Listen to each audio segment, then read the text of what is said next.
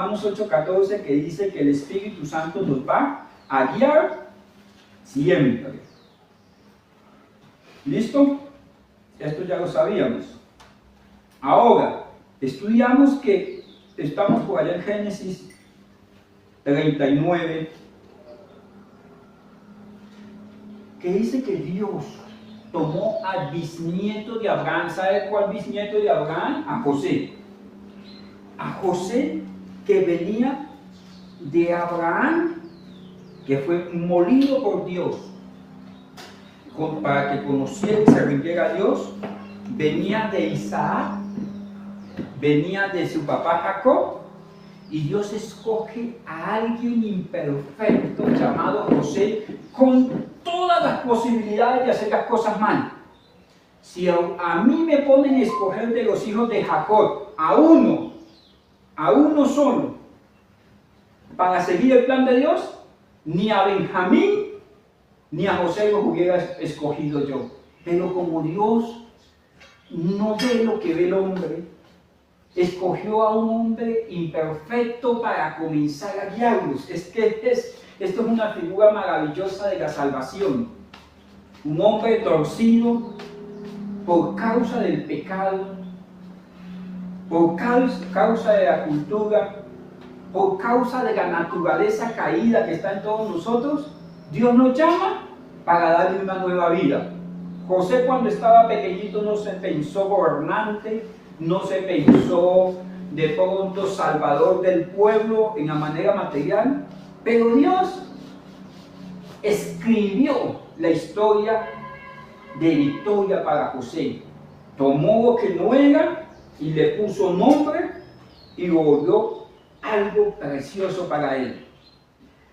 Y nos dimos cuenta que José comenzó a ser tratado, y vimos que había una palabra donde una palabra donde decía que tenía que descender, que ser molido como trigo, porque Dios quería purificarlo. ¿Listo? Y Dios siempre está purificándonos a través del trato del Espíritu Santo. Ninguno que sea hijo de Dios anda a ciegas en este mundo. Todos tenemos discernimiento de parte de Dios. Todos. El Espíritu Santo fue colocado en nosotros. Algunos lo tienen más agudizado, por gracia, solamente por gracia. Porque Dios el Espíritu Santo reparte los dones como Él quiere. Algunos en la sabiduría, porque es que mi hermano, el que se sumerge en la palabra de Dios, su mente es transformada. Romanos 12:2. Es renovado en el poder del Espíritu de Dios, su mente es renovada. Y a veces creemos que estamos operando en el don de discernimiento. No, es la sabiduría de la palabra que haya hallado cabida en nosotros. Por ejemplo, la Biblia dice esto: que no nos juntemos con el malo, no sea que aprendamos sus formas, sus mañas. Entonces, cuando usted ve su alma que sabe bien las cosas, cuando ve que alguien es malo, de una vez genera repulsión. No sé si alguna vez le ha pasado que hay personas que le generan repulsión. ¿Por qué? Porque en alguna manera el alma sabe lo que hay allí, aunque mis ojos no vean. El Espíritu Santo opera en nosotros ese discernimiento, o por la Escritura, o porque es un don operando. Ahora,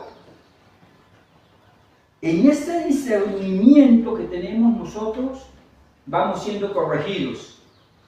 A ese discernimiento a veces le hacemos caso, y a veces erramos. Hay gente que comienza negocios que sabe que van a terminar mal. ¿A usted le ha pasado alguna vez? Todos hemos pasado por eso. Hay relaciones que nosotros ya sabemos cómo va a terminar la historia. Con el vecino, con un permiso mal dado al hijo. Nosotros sabemos cómo va a terminar la historia, pero en sí nosotros buscamos una respuesta asertiva a lo que sabemos que va a terminar mal. ¿Me hago entender lo que estoy queriendo transmitir? Entonces, como ya sabíamos que iba a terminar mal y termina mal, porque Dios no puede ser burlado, automáticamente comienza a operar la justicia de Dios en corrección. Y esa justicia de Dios busca volvernos al camino de la obediencia. Y en ese camino de obediencia somos conducidos, somos guiados. Entre menos me resista al plan de Dios, menos corrección vendrá y más voy a avanzar en el camino. Ahora, mire usted que este hombre llamado José, permítame leer Génesis 39:6, y dice que Potifar dejó todo lo que tenía en manos de José, y con él no se preocupaba de cosa alguna, sino que del pan que comía, y era José, ¿cómo era? Hermoso semblante. Y de bella apariencia. Escuche, mujer soltera, búsquese su José, ¿oyó? De bella presencia. ¿Oyó? Hermoso semblante y bella apariencia. Pero mire qué pasa en el verso seguido. Ayúdeme usted que trajo los lentes. Aconteció después de esto que la mujer de su amo puso y dijo: duerme conmigo. Antes de versos, ¿cómo termina el verso 6? Y de bella apariencia. Mire, hermanos, si usted es el feo del pueblo, créame que usted no va a tener estos problemas que tenía José. ¿Sí me hago entender? Si usted no clasifica para, ¿cómo dicen los muchachos ahora? Sugar daddy. No clasifica porque la pensión de medio salario no alcanza, usted no va a tener los problemas de José. Pero mire esto, y en esto quiero ser muy especial para que usted me entienda. La bendición de José eran dos: que Dios estaba con él y todo lo que hacía prosperaba, y la segunda bendición era visible, era de hermoso semblante y bella apariencia. A él le vinieron problemas por estas dos cosas. ¿Cómo así, pastor? ¿Sabe por qué los hermanos lo echaron a la cisterna? Porque mire, es que las cosas de Dios, la salvación proviene de Dios. Hay gente que está discutiendo por qué Dios escogió a Jacob y no a Esaú, que era el mayor. Y en el Nuevo Testamento dice: a Esaú aborreció y a Jacob amó, porque en su determinación, en su soberanía, en que él puede hacer con lo de él, lo que él quiere, discúlpeme si suena pedante, Dios puede hacer con lo que es de él, lo que él quiere, lo hizo, amó a Jacob. En su soberanía, Dios escogió a José. Lo escogió con un propósito específico, pero también en su soberanía Dios escogió a Judá para que de ahí viniera el linaje de Cristo. O sea, ¿qué quiere decir? El sobresaliente fue José, pero en Judá le fue llamada descendencia para la salvación. ¿Qué quiere decir? Mire, que Dios puede honrarlo a usted de una manera y a la otra persona de otra manera. Aún en los desiertos, Dios puede hacer que usted fructifique. ¿Quién fructificó al 100% en el desierto? Dice la Biblia. Por una carita feliz. ¿Alguien se acuerda? Isaac sembró en el desierto y ese año cegó al 100% en el desierto. En el desierto. Entonces, ¿sabe qué hicieron los amalecitas? Fueron a sembrar al desierto. Y se secó todo y no dio fruto. Porque Dios, al que quiere bendecir, bendice. Dios llama a José. Y ahí se ve que lo que José hacía era movido por la gracia de Dios. Mis hermanos, esto sí se lo quiero colocar en el corazón. No haga nada que no provenga de gracia y que no sea para su gloria. Lo que no proviene de gracia, si yo me canso tratando de edificar, de construir, de hacer, de guardar, en mí me ha tocado sostenerlo aún con las uñas. Pero cuando es de Dios, el que lo da lo sostiene. Usted que está buscando empleo, usted que quiere formar empresa, usted que está buscando pareja, que va a formar hogar, usted que cualquier cosa que sea por gracia. José fue encontrado por la bendición, como dice Deuteronomio 28, estas bendiciones te perseguirán y te alcanzarán. O sea, no soy yo el que la persigo. Ellas me persiguen y me alcanzan. ¿Por qué? Porque yo estoy centrado en Dios. Que comience a operar la gracia de Dios en nosotros. Ella comienza a moverse, comienza a abrir caminos en el desierto y ríos en la soledad. Mis hermanos, yo me gozo con las cosas que el Señor hace. Las que yo he hecho en mi vida, o le he ayudado por ahí a alguna persona a hacer, nos ha tocado cruzar el desierto a pie. Y otros pasan en cohete, en camello, lo que sea, porque uno sabe que Dios los lleva. No sé si usted ha dado cuenta que usted está dando pasitos y el otro pasa en cohete. ¿Qué pasó? ¿Usted sí tiene suerte? No, no tiene suerte. La gracia está operando.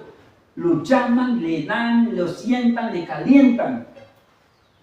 ¿Me hago entender? Esta gracia operaba en José. Y esa gracia hizo de que José fuera inspirado en un sueño del futuro. ¿Alguien se acuerda qué sueño tuvo José? Que los dos hermanos estaban sentados y se arrollaban delante de él. Sus hermanos se doblegaban delante de él y él era como el sol, como el que iba a gobernar delante de ellos. Esa era la gracia de Dios operando. Y esa gracia que comenzó a operar, él comenzó a ver, ustedes están hablando con José que va a gobernar sobre ustedes. Pórtese bien.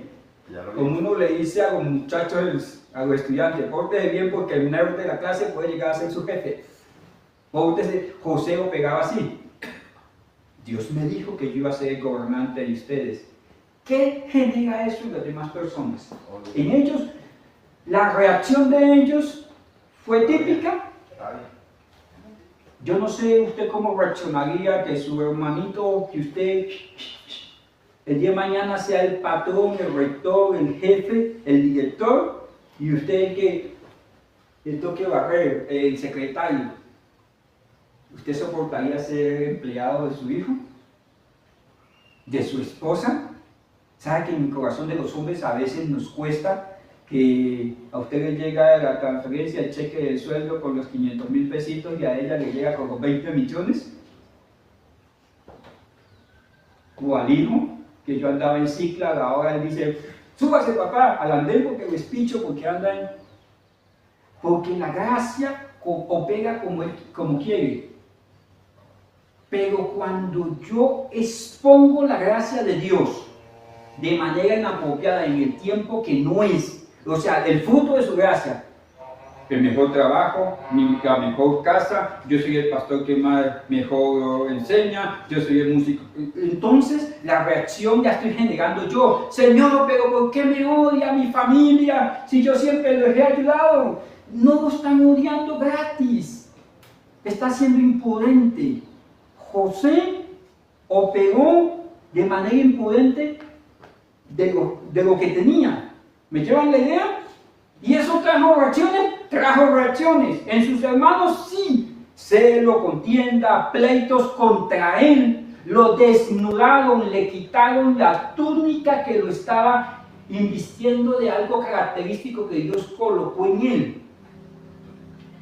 Cuando yo pego mal, yo soy el que canto aquí, pero si yo opero mal, esta gracia que el Señor me dio de cantar para su gloria y para que Él se agrade y para darle honra a Él, puede levantar a los hermanos contra mí o a alguien que dice, no, ese no canta bonito, ese canta muy feo, hace muchas muecas o no se le escucha o cualquier cosa, y yo digo, se me levantaron. No, no se te levantaron, estás operando mal con lo que era de Dios.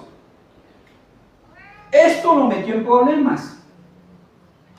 ¿Por qué? Porque la gracia de Dios es la que nos hace prosperar. La Biblia dice, la bendición de Dios, ayúdenme si alguien se sabe el texto, es la que enriquece y no añade o tristeza por ella. Esa bendición de Dios es la verdadera prosperidad.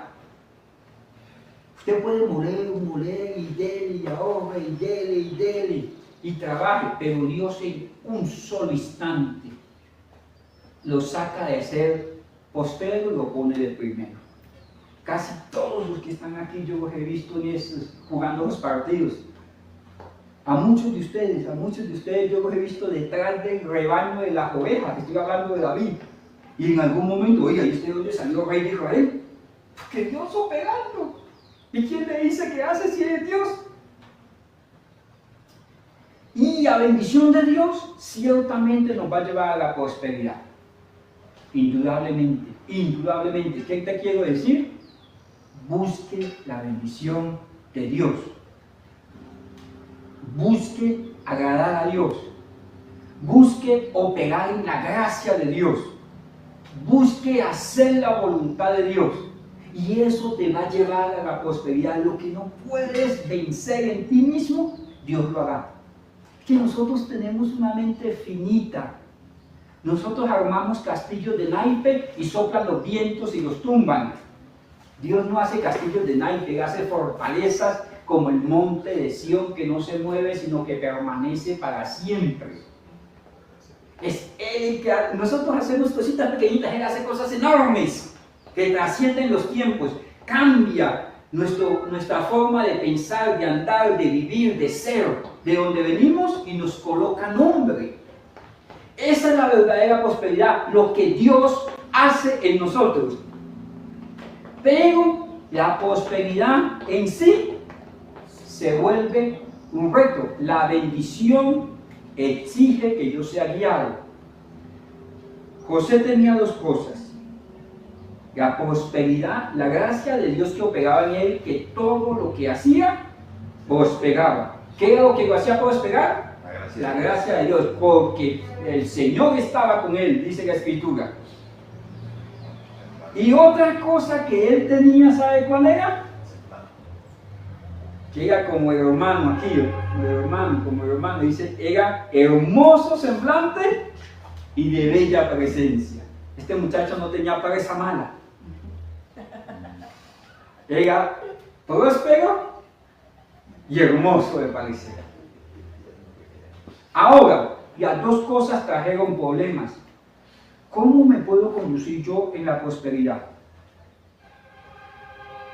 Hay gente que no es infiel porque no tiene con qué comprar un ramo de flores, con qué pagar un minuto de celular. Pero ¿qué pasa cuando ya tienes la chequera, la billetera gordita? ¿Qué pasa cuando Dios comienza a respaldar el ministerio? ¿Qué pasa cuando Dios me lleva a un empleo de muchos ceros? ¿Qué pasa cuando Dios me lleva a una casa que esté yo a gusto? Usted sabe que muchos se han echado a perder por un carro que es un montón de tornillos. Han echado a perder el matrimonio, han echado a perder la amistad. Han echado a perder de pronto la armonía entre los hijos. ¿Cómo reaccionaría usted que con la motico la coja al hijo y haga con un destornillador, un tornillo? ¿Cómo reaccionarías en medio de las circunstancias que amenazan la prosperidad? Esto de ser próspero en todo, de tener el favor de Dios, le despertó el celo de los hermanos. Y ante el celo de los hermanos, él no honró al que le dio la gracia de ser próspero, sino que Él los acusaba delante de su Padre. Mire, hermanos, por gracia somos salvos. Y no se nos olvide esto, que al más vil pecador, Cristo salvó en mí. Y no se nos olvide que todos somos hechos del mismo material. Y que como Cristo en la cruz del Calvario dijo, Señor, perdónalos porque no saben lo que hacen, yo tengo que ver al que no conoce, al que está apartado, al que está alejado, al que está fracasado con estos ojos. No vaya a ser que mi prosperidad, que en este caso estoy hablando de la salvación, me aparte de ese propósito de honrar a Dios en medio de esta prosperidad. Algo que sí debemos aprender, que José lo aprendió después de 6 lecciones seguidas, es lo que dice Colosenses 3:17. Yo lo voy a leer en la PDT, Palabra de Dios para Todos. Mira lo que dice Colosenses 3:17. Estando en la prosperidad, en la bendición de Dios, tengo que aprender esto. Lo voy a citar. Voy a citar primero Colosenses 3:23. Mira lo que dice acá. En la Reina Valera dice que todo lo que yo haga, lo haga con amor, como para Dios. El objetivo está en agradar a Dios. No es para mi gloria, no es por mis capacidades y no es por lo que yo creo, soy o siento, sino el objetivo central es como para Dios. Como para Dios. Este debe ser el eje orientador de mis acciones. Hay cosas que yo no quiero hacer. Usted cuando sea papá me va a entender algo. Es que cuando usted tiene la correa, y discúlpenme, de pronto soy violento en lo que digo, y va a disciplinar a su hijo, y le pone los ojitos así, y usted ve esas lágrimas como así grandototas que le caen, eso parte el corazón. Uno le da ganas de cascarse uno mismo. Pero en un momento uno recuerda de que tengo un tiempo limitado para castigar en buena manera, corregir a mis hijos. El hecho de congregarse, ¿quién le dijo a usted que congregarse era sabroso, fácil, mejor dicho, venir, ay, voy a subir al monte Sión porque eso es una delicia, del parque aquí a pie? Pero ¿por qué vino acá? ¿Por qué estás en este templo hoy? Porque escogió honrar a Dios, como para Dios. ¿Por qué cree usted que el pueblo de Israel subía al monte de oración, al monte Sión? Porque como para Dios. ¿Cuántos de ustedes son tentados a volverse locos cuando cogen el sueldo y pasan por donde el hermano que vende el iPhone 17 y usted, pero hay que pagar el arriendo? Como para Dios, como para Dios. El cristiano comienza a colocar todo bajo esta condición. ¿Qué haría el Señor Jesucristo en este instante, en este momento? Colosenses 3:17 dice, siempre le dediquen al Señor Jesús todo lo que digan y todo lo que hagan, dando gracias a Dios Padre a través de Jesús. Siempre, siempre. En medio de la prosperidad no se le olvide esto. En medio de la bendición no se le olvide esto. 23 dice, cuando hagan cualquier trabajo, háganlo de todo corazón, como si estuviesen trabajando para el Señor y no para los seres humanos. Háganlo de corazón como para el Señor y no para los hombres. Sigue diciendo 24, recuerden que ustedes van a recibir la recompensa del Señor que Dios le prometió a su pueblo, pues ustedes sirven a Cristo. El Señor, 25 dice, recuerden que todo el que haga lo malo será castigado y que el Señor trata a todos por igual. Cuando yo estoy en el momento en que el Señor ha provisto, tengo que saber cuál es el objetivo de lo que Dios ha colocado en mí. En el momento donde estás, en el lugar donde estás, Dios ya ha provisto. Por ejemplo, los que no son de aquí, que hermanos que ya terminaron su universidad, incluso yo no soy de aquí. Los que llegábamos a estudiar a esta ciudad, nadie pensaba quedarse de pronto. Dios ya proveyó que usted se quedara. En mi caso, Dios proveyó familia, proveyó 3 hijos. Dios ha provisto. Cuando usted ve allá, usted ya que pudo estudiar, de pronto muchos de ustedes estudiaron más que sus padres. Usted ya tiene el cartón de bachillerato allá, el cartón de... Sus padres no llegaban allá, ellos se proyectaron en ustedes. Lo que ellos no alcanzaron lo proyectaron en ustedes. Dios ya ha provisto. Ahora, Dios me tiene aquí. Usted está en esta ciudad de Pamplona, usted está en este hogar, en esta casa. Usted es hijo de estos papás, ya Dios proveyó papá. Dios ya proveyó esposo, esposa, Dios ya proveyó aún, hermano, lo que usted tiene en lo material. O sea, si Dios le proveyó ese carro, esa casa, esa moto, o sea, está a cargo con la dignidad de lo que Dios proveyó. Y esto no se lo permita nunca a sus hijos, que renieguen de lo que Dios le dio. Por ejemplo, el día que usted le entrega el regalo. No, pero de nuevo la misma camiseta, Dios ya la proveyó y proviene de Dios. Usted no puede renegar de la comida porque Dios ya la proveyó, fue Dios. Fue Dios. Usted no puede renegar de su estudio, Dios me mandó a estudiar a esta universidad, fue Dios. Ahora, de aquí en adelante tengo que decidir cómo honro a Dios en este lugar donde estoy. Porque todo lo que yo haga lo debo hacer como ¿qué? Para Dios. Como para Dios. El pueblo de Israel, Dios los bendecía con prosperidad porque Dios estaba con ellos. Bendito Dios, no puedo explicar esto porque mi mente no lo entiende. Un pueblo rebelde y Dios estaba con ellos. Y esa prosperidad hacía, ese Dios estar con ellos, esa presencia, hacía que ellos prosperaran. Aquí, por favor. Hacía que ellos prosperaran. Y cuando ellos prosperaban, su corazón se apartaba de Dios y venía la corrección y los volvía hombres débiles en manos de sus enemigos. Y esa debilidad los llevaba a clamar a Dios. Su presencia, que siempre estuvo con ellos, comenzaba a operar en gracia, a hacer que las cosas le comenzaran a dar. Esa gracia, esa presencia de Dios, Dios estaba con ellos, hacía de que ellos prosperaran. Y ellos, cuando estaban en el momento de la prosperidad, no cuidaban su corazón de hacer las cosas como para Dios.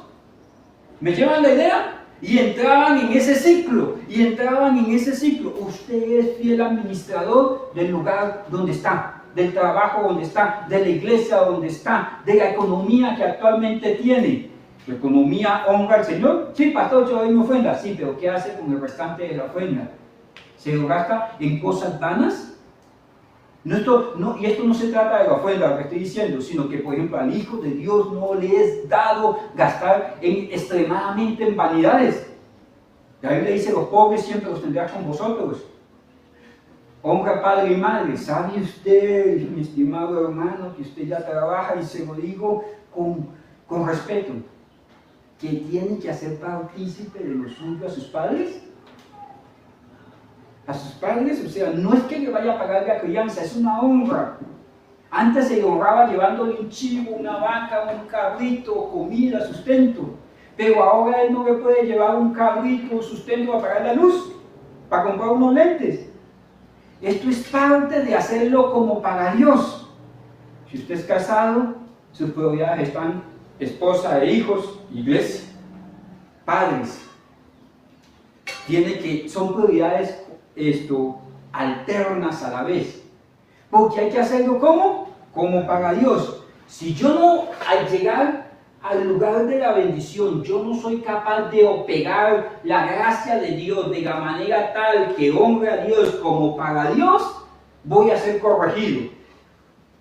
Esto era lo que buscaba el Señor en el corazón de José. La presencia indudable. Todo lo que hacía prosperaba, pero ¿qué vas a hacer con esa prosperidad? Esa prosperidad que tenía él lo llevó, referenciándolo en la casa de Potifar, a que ya no tuviera vestido de esclavo, porque la Biblia dice que lo colocó sobre todas sus posesiones. los esclavos se vestían con una batica, con una túnica diferente apretada por la cintura, de acuerdo a la cultura de los egipcios. Ya los que estaban al frente de las posesiones tenían una túnica que seguramente terminaba en algunos colores. ¿Se acuerdan que los colores eran como una honra que les había contado? Era como si Dios devolviera esa túnica antigua para darle cierta autoridad y decir, mire, ese es diferente. Y lo diferente no es que prospere, porque la prosperidad vendrá. Esa diferencia está en que el Señor estaba con él. ¿Y eso qué quiere decir? Que el hombre prosperó. Más adelante habla de que la esposa de José era hija de Potifar. Seguramente este Potifar terminó siendo, estoy haciendo una injerencia sobre el texto, concluyendo, este terminó siendo su suegro. Estoy concluyendo, ¿por qué? Porque más adelante dice que él tuvo 2 hijos con esta mujer, que era hija de un sacerdote de Faraón. Cuando él estaba allí, un hombre próspero era visiblemente atrayente, y aparte de eso, capítulo 6 dice que era de hermoso semblante y de bella presencia. Estas cosas comenzaron a operar por la gracia de Dios. El primer desafío que tenía José para decidir si se dejaba guiar por el Espíritu de Dios era cómo manejo la prosperidad que Dios me ha dado. ¿Sabe usted que la Internet ha hecho ricos a muchos? Es una fábrica de ricos, las ventas virtuales, y es una fábrica de pobres.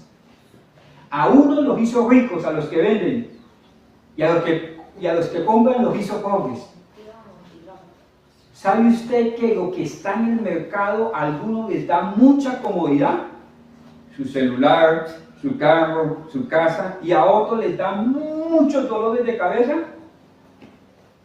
porque desea y adquiere, y va a tener que pagarlo a precio de sangre. ¿Qué vas a hacer con lo que Dios te dio? ¿Qué estás haciendo con lo que Dios te dio? Porque es que la gente quiere ser guiados a la prosperidad, que tu presencia vaya conmigo y todo lo que haga prospere. Bueno, sí, pero cuando yo prospere, que el Espíritu Santo se quede allá, y ahora sí a lo que vinimos. Y es prácticamente lo que el Evangelio de la prosperidad vende. Dame, pero quédate afuera. Yo te voy a dar, pero no te me metas en el hogar, en la casa, en el bolsillo, en el corazón, en los sentimientos, en lo humano. Eso es lo que plantea de pronto algunas vertientes modernas del Evangelio. Dios te quiere prosperar, Dios te quiere dar, y yo creo que Dios prospera. Yo creo que Dios suple, o sea, eso no tiene discusión. Pero yo no le puedo decir, prospérame, dame tu prosperidad, prospérame en paz, prospera mi casa, prospera mi familia, pero no te metas en mi casa, no te metas en mi familia, no te metas en mis pensamientos, no me cambies el carácter, no te metas en mi tiempo, en mi devocional. O sea, yo quiero lo de Dios, pero no quiero dejarme guiar por Dios. Y hay muchas veces, hermano mío, que de alguna manera que no entiendo, Dios permite quedarse afuera. Llegamos a la tierra prometida, tierra que fluye leche y miel, pero rehusamos a Dios y Dios los deja quieticos. Los deja quieticos. No quieren que vaya con ustedes, no pasa nada, vayan ustedes. Hermano, dice que hasta las bestias del campo se los estaban comiendo. Hasta las bestias del campo se estaban comiendo a la gente que llegó de la tierra que fluye leche y miel. Las bestias eran para comérselos, no para que las bestias los comieran a ellos.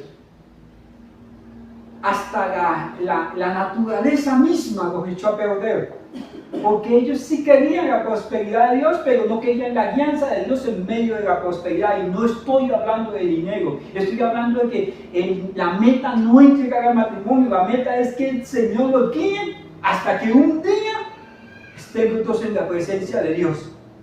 La meta no es que usted tenga un niñito, ay, tan bonito, los cachetes de quién son, se parecen al papá.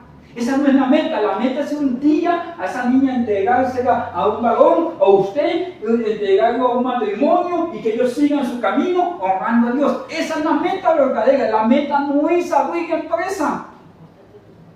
La meta es qué voy a hacer con la empresa que Dios me dio. La meta no solamente es colocar el título, yo soy el hipermegadoctor, bendito Dios.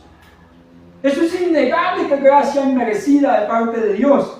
¿Qué voy a hacer ahora que Dios me abrió la puerta? Voy a tener mayor prosperidad, voy a tener mayor capacidad de honra que honrar a Dios. ¿Quién puede honrar de pronto más a su esposa o a sus hijos? Un hombre de pronto, no me malinterprete, menesteroso, que no puede de pronto comprarle un ramo de flores, o una persona que es solvente. ¿Quién puede honrar más? Estoy hablando de lo material. De pronto usted cuando puede decir que, mire, esposa, yo no había podido comprar estos zapatos en 20 años que hemos pasado el proceso, pero ahora te los voy a comprar porque usted ha sido una persona que ha andado conmigo a pesar de mí. Hijos, me voy a cohibir, pero voy a honrar porque Dios me dejó cuidándolos. Es más, cuando uno comienza a prosperar, hay personas que están alrededor de nosotros, que son la oportunidad de que ellos experimenten la misericordia de Dios. ¿Sabe usted que alguna persona necesita un medicamento? La Biblia dice: a los pobres siempre los tendremos con nosotros. Así como he dicho, de su finanza usted tiene que apartar una ofrenda para la iglesia, usted tiene que apartar esto para sus padres. La Biblia dice: de los pobres no se olvide, no se aparte de ustedes la misericordia. Mire, algo que tienen los hebreos, incluso los americanos, es que ellos apartan de sus entradas para financiar misiones, y no misiones solamente con el evangelio. Latinoamérica vivió casi 70 años de las ayudas que mandaban los gringos. ¿Y sabe dónde habían ayudas? Muchas salían de las iglesias. Los que tienen familiares en Estados Unidos saben que las iglesias hacen mercados donde la gente va con su carro, y allá no le interesa que tenga carro, que trabaje, que no trabaje. Alguien que llegó con necesidad, tome, le lleva y listo. ¿Hasta dónde llegan? Hasta operar en una prosperidad de Dios para darle la gloria a Dios. Amén. Lo primero que necesitaba este hombre era saber administrar la bendición de Dios. Él tenía dos opciones: cómo manejar la bendición, porque a usted se van a aparecer estas dos opciones cuando llegue la bendición de Dios. Él podía seguir en la angustia, la ansiedad, la depresión, el odio, el rechazo contra sus hermanos, o él podía elegir perdonar a sus hermanos y comenzar a cumplir los propósitos de Dios. Acuérdense ustedes que ellos lo maltrataron, lo querían matar, y al final, en el capítulo 41, Él los perdona. Y dice: ustedes han pensado mal contra mí, pero Dios lo encaminó para bien. Yo entiendo. Y hay una parte de ese texto que me llama la atención, donde Él dice: Dios me ha sanado. Dios me ha sanado del dolor de la casa de mi padre.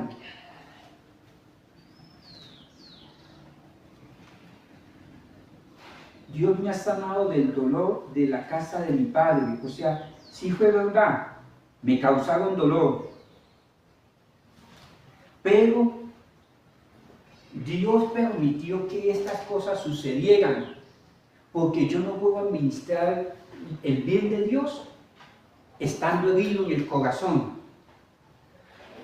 Si yo no tengo un corazón sano, cuando Dios comience a usar el ministerio, yo voy a ver a vosotros como pecadores indignos de la gracia de Dios. ¿Por qué? Porque en su misericordia Dios nos va a guardar para yo no pecar a causa del pueblo. Pero voy a colocarme los lentes del juicio.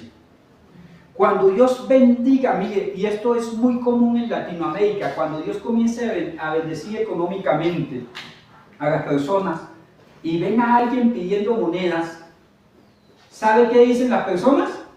No sea vago, vaya y trabaje. porque ya no está en ese lugar. Está en medio del resentimiento, de la ansiedad y del dolor. Como yo pude trabajar, como yo pude hacerlo, usted también lo puede hacer. Mi hermano, todo el mundo tiene condiciones diferentes. Él decidió perdonar a sus hermanos. Y al perdonar a sus hermanos, podía administrar la prosperidad. Pero si yo no trato con lo que viene de mi casa, si yo no trato con las generaciones pasadas a decir, no, yo no puedo repetir la historia de mis padres, yo no puedo ser una persona impulsiva, compulsiva, reactiva, imprudente, intransigente, yo no puedo estar solucionando problemas con más problemas.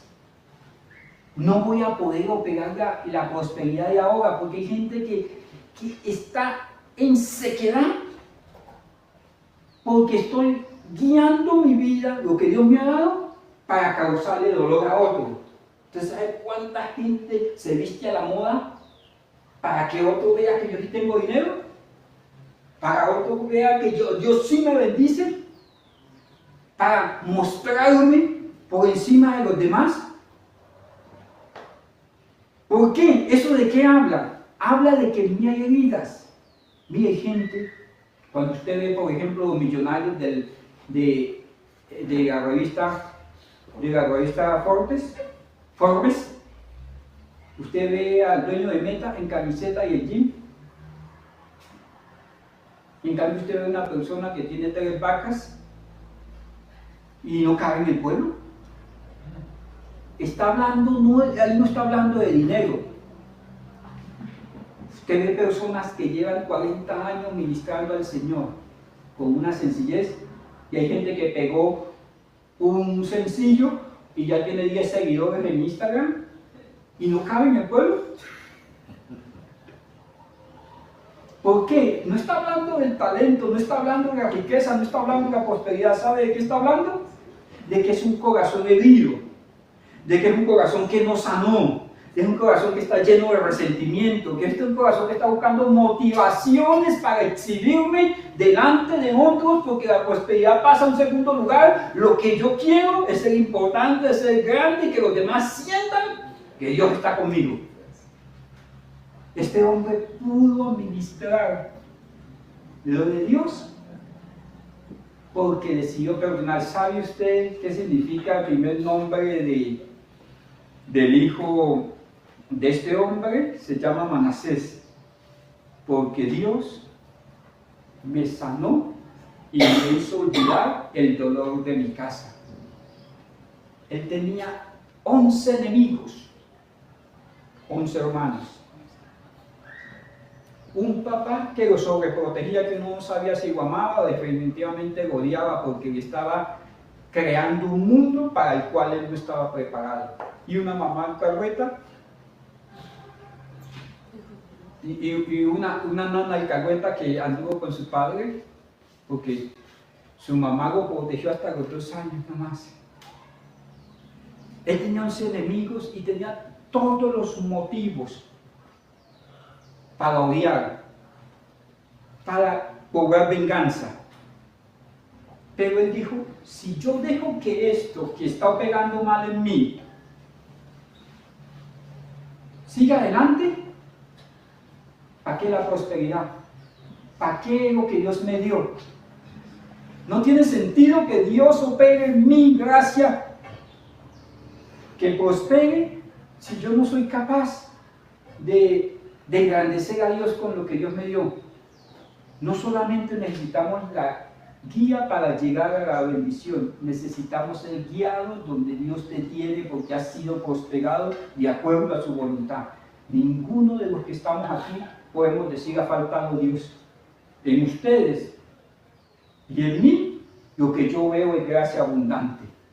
Somos un testimonio de que la gracia de Dios no tiene límites. Hombres malos, Dios los llama para el ministerio. Hombres incapaces, Dios los llama para desplazar a otros y darles un empleo a ustedes, para Mira, hermanos, aún siendo torpes con nuestro cuerpo, tenemos salud. O sea, gracia inmerecida. Ahora, ¿qué necesitamos? No te apartes de mí, porque en la prosperidad, en la bendición, mi vida necesita ser guiada. Mis finanzas necesitan ser guiadas, mi corazón necesita ser guiado, mi empresa necesita ser guiada, el lugar donde estoy necesito que me guíes, mi hogar necesita que me guíes, mis hijos, yo los puedo echar a perder, yo mismo los puedo echar a perder, el lugar donde estoy o se puede podrir, la zarza puede sacar una llama que me consuma a mí, porque yo lo puedo echar a perder. Incline su rostro, por favor. Bendito Padre Dios, hoy reconocemos que no ha faltado Dios. No, por alguna causa que mi mente no alcanza a entender, tu gracia me alcanzó. Me dio nombre, me amaste.